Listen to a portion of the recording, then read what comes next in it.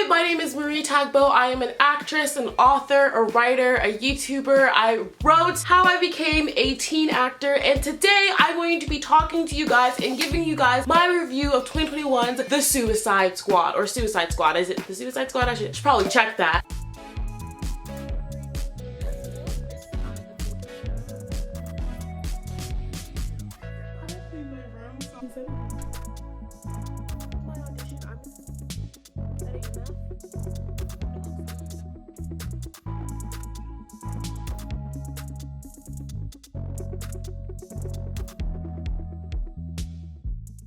I went to go see Suicide Squad literally last night, so this is fresh off the press here, folks, and I wanted to give you guys my unfiltered review. No spoilers in this film because I absolutely cannot stand spoilers. So if you are thinking, should I go see this film, is it worth my time, continue to watch this video. A little intro into me so you can understand my taste in movies before going into this. I don't like superhero movies. I think that they have a generic, cheesy humor. I think that a lot of the plot lines are formulaic. I really don't feel invested in most of the characters, and it's not because I'm a girl and I don't like superhero movies, because I actually grew up watching the cartoon shows of a lot of these characters, and so I had such huge high expectations of some of these films. There's a few that I do enjoy. I think rewatching Iron Man, I did enjoy that. I really liked Endgame, but like I fell asleep during Infinity War. So for me, I have very, very high standards when I think it comes to these films, and I'm tired of the superhero genre. That is why I was so surprised in watching Suicide Squad, and I'll tell you guys why.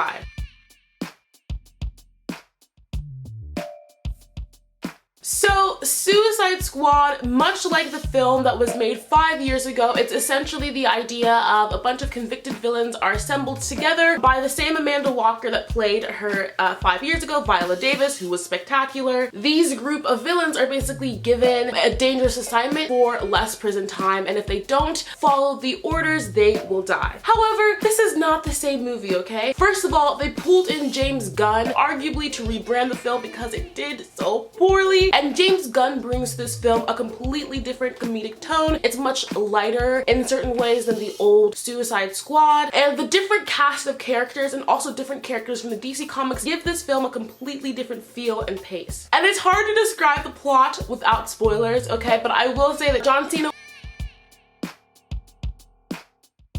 and there are a shit ton of rats. While the film is chaotic, crazy, and just all over the place, James Gunn holds his own. And he does a great job of balancing emotional tone with comedy and mixing it with a bunch of action and violence. It's playful and it's creative, and it's fully James Gunn's voice coming out in this bold, authentic, surprising way that is something that you completely just don't expect while watching the film. Another big difference about this film is the R rating, and let me tell you, okay, it earns every little bit of that R. My friend who I went and watched it with, he was like, it's like literally James Gunn was sitting there and was like, can I add more blood here? I need a more graphic sound here of someone's head being sliced in two, and just all sorts of things. Okay, you will see destruction. In my opinion, this film is the gory realism that you find in a show like Invincible, and also the same sorts of plot twists that you find in Invincible, but still with the great charismatic cast that you find in Guardians of the Galaxy. I've also seen a lot of people comparing it to the Deadpool franchise online. It seems that maybe James Gunn could take this film in that direction, in the sense that it's a lot more adult content and adult themed. So this is not necessarily for your 5 and 10-year-olds if you have 5 and 10-year-olds. The second I sat my butt in that chair, okay, it felt like a roller coaster. It felt like there were no breaks. Everything that you're watching in this film is going to pay off at some point, and it is just so satisfying. Gunn has truly mastered the art of misdirection, and he does it in these great creative ways. Maybe it's through a colorful scene, or maybe it's through a calm comedic moment, and then he hits you with these plot twists that just drop on you like bombs, and it really is in a way that you don't expect. The timing, pacing, the rhythm is all over the place, so you don't really know exactly what's going to come next. If you were watching the movie with me, I was like, ooh, ah, what? Like, I think there was one point in the movie theater I literally said what out loud. Like, it was so bad, but it wasn't just me. Throughout the entire time we were watching the movie, everyone had moments where they were biting their nails or on the edge of their seat, and it was just smart. It was just smart. There are a couple of moments in this film, I think especially towards the end, where he falls back on some of those more memorable tropes in superhero movies, like the building falling down scene, but I think he also kind of creative is aware of that and steers us away from that, not only in his approach in that scene, but what happens next. I also think that there were a couple of moments towards the end that were cheesy. I get cheesed out easily, but I don't think that necessarily makes a movie bad. I think it's good for emotional impact, and it's also good because you feel like you really get to know these characters. I also truly enjoy his filmmaking approach in this film. He makes a lot of really bold choices, from using animation to the VFX. It's really creative, some of the ways that he's designed some of these characters. Obviously that's not just James Gunn, it's the whole creative team that's really being bold. There's a lot of interesting camera angles and camera tricks in terms of title screens and transitions in different parts of the film. And there's also a really interesting soundtrack, which is why I also recommend seeing this film in theaters, not just seeing it on your screen. I think you would be fine and you would enjoy it, but there was this really immersive feeling of being in the movie and being in this film.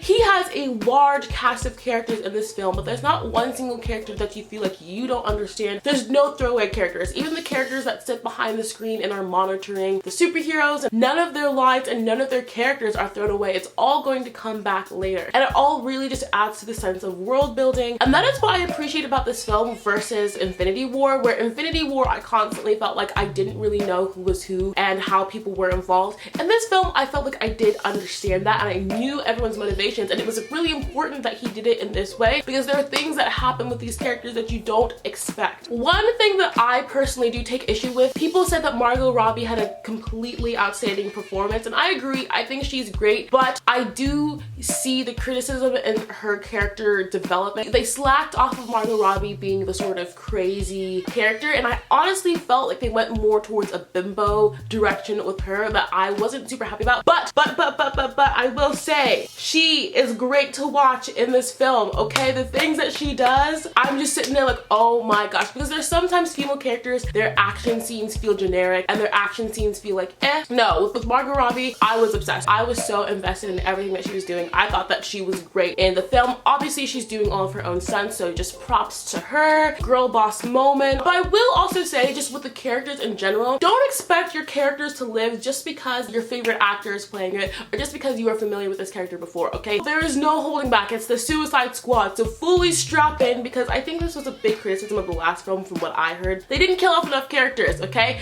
These characters will be killed off, but it will always happen in a way that is motivated. Just raises the stakes for everything and everyone involved in the film. In terms of the humor, I felt like it was really authentic and raw. I actually was genuinely laughing at some of the scenes, and I think other people were as well. And I think he really motivates the lines with the character instead of just kind of having some random situational awareness humor that I feel like I'm always seeing in Marvel films. So I really enjoyed that. And I also feel like this is a film with a really interesting premise. It's not necessarily a new premise, but I do think it is one that is communicated extremely well. And I think that comes from the calculated nature of this film.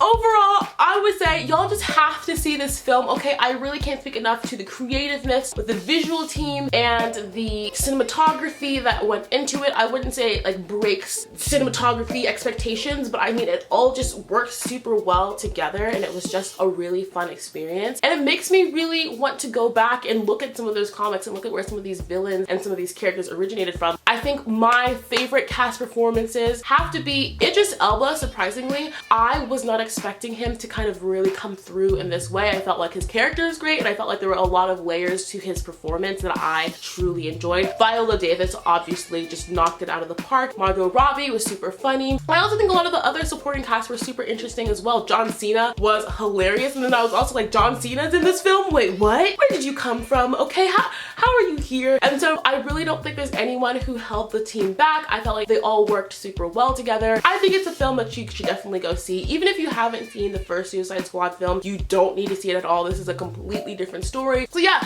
that is my film review. If I were to rate it, I would probably rate it like a 4.3, 4.4 out of 5. I mean, like, I'm not gonna rate it a 5 because I don't think it's a perfect film, but I think it's so great. I think it's really entertaining, and it's something that you could just grab your friends and go to the movies, and it would be worth your time. It would be worth your money. I'm hoping that it will also do well in the box office because I know that it's also released on HBO, so that might change it. But I think this is a movie that deserves deserves to earn its money back from what it's done. So anyway, thank you guys so much for watching this. If you like this movie review, please let me know, because I've seen a couple of other movies. I've seen The Green Knight and I'm obsessed with it, and so I'm thinking if I'm gonna do a review or not. If you guys enjoy my videos, be sure to subscribe and leave a comment. I actually respond to all of my comments, or if you DM me on Instagram, I always respond. I might not respond right away, but I might respond with the video. So if you have questions, if you have things you want to see, I will always see it, and I will always be in communication with you guys. Thank you so much for watching this video. I hope you have a great week, and I will see y'all next time.